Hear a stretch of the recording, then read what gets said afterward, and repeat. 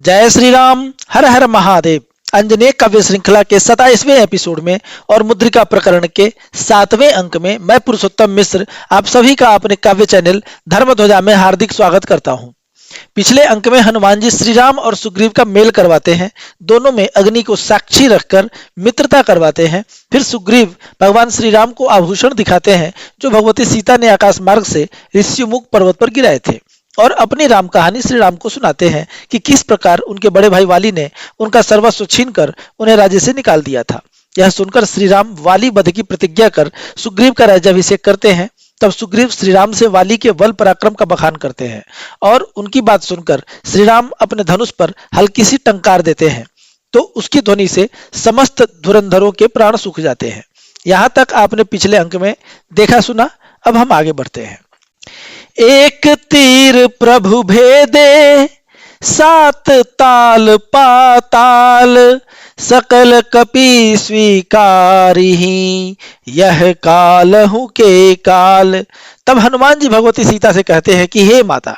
तब श्री रामचंद्र जी ने एक ही बाण से ताल के 7 विशाल वृक्षों का भेदन कर दिया, परंतु उस बाण की गति तब भी कुंठित नहीं हुई और वह अपने सम्मुख आए हुए समस्त अवरोधों को भेदते हुए पाताल में जाकर धंस गया। सहमत भुज बलराम कपीसा, जाने बल वाली पर बीसा, तब सुग्रीव बाली रण साजा, भीड़े उभय उन्मत गजराजा। तब प्रभु किन्हि विशिख संधाना, राखी वाली कवल कपि प्राणा, गिरा प्रबल वाली गिरि भारी, राम कृपा बैकुंठ सिधारी। तब सुग्रीव पाए सिंहासन, वानर भालु पाए खलु शासन, जब वारी दबिते बलवारी, शरद ऋतु मही पाव पसारी, वानर भालु मही महु जेते, राम चरण आवहि खलु तेते, परम सुभट नभ थल समचारी, सब समर्थ सब इच्छाधारी, पर्वत पादप आयुध योधा, कोरि पुते संग करहि विरोधा, किए सकल दिग दिग पैठारी, शोधन चले राम प्रिय नारी, जो कपिदल दक्षिण दिस जाई, मैं तेहि संग चला जग माई, विदा काल रघुवीर बुलाए, तब हित कछु उपदेश बताए, जौन करिहि सिय तब विश्वासा, सिय सम्मुख यह करहु प्रकाशा।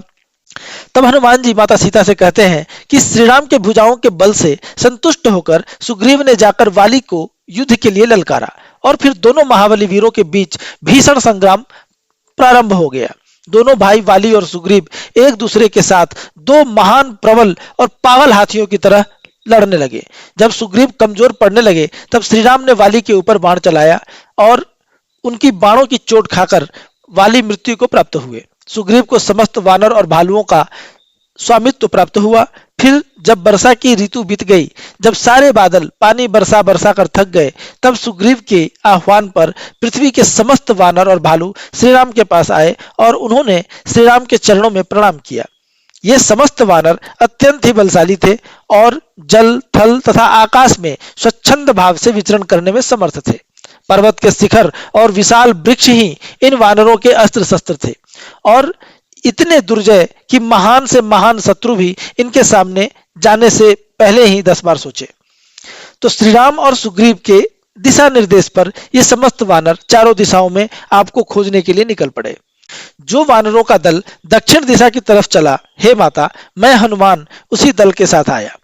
विदा के समय मुझे भगवान श्री राम ने अपने पास बुलाया और बहुत सी बातें समझाई। साथ ही यह भी कहा कि यदि सीता तुम पर विश्वास नहीं करे तब तुम उनको यह दिखाना, फिर वे तुम्हारा विश्वास कर लेंगे। कह यह बैन रमापति, मुद्री दिए उतारी, मैं आनौ सोई जान की, यत्न सुरत्न संहारी।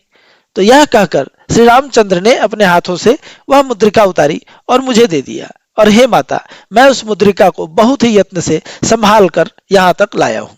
दोस्तों, आंजनेय काव्य श्रृंखला का 27वां एपिसोड और मुद्रिका प्रकरण का 7वां अंक यहीं पर समाप्त होता है। आपको यह कविता कैसी लगी, कृपया अपने विचार कमेंट्स के माध्यम से बताइए। लाइक कीजिए, शेयर कीजिए, और आपने यदि अभी तक मेरे चैनल को सब्सक्राइब नहीं किया है तो आपसे आग्रह करूंगा कि कृपया मेरे चैनल को सब्सक्राइब कर लीजिए। आपसे फिर मिलूंगा, तब तक के लिए आज्ञा दीजिए। जय श्री राम, हर हर महादेव, जय बजरंग बली।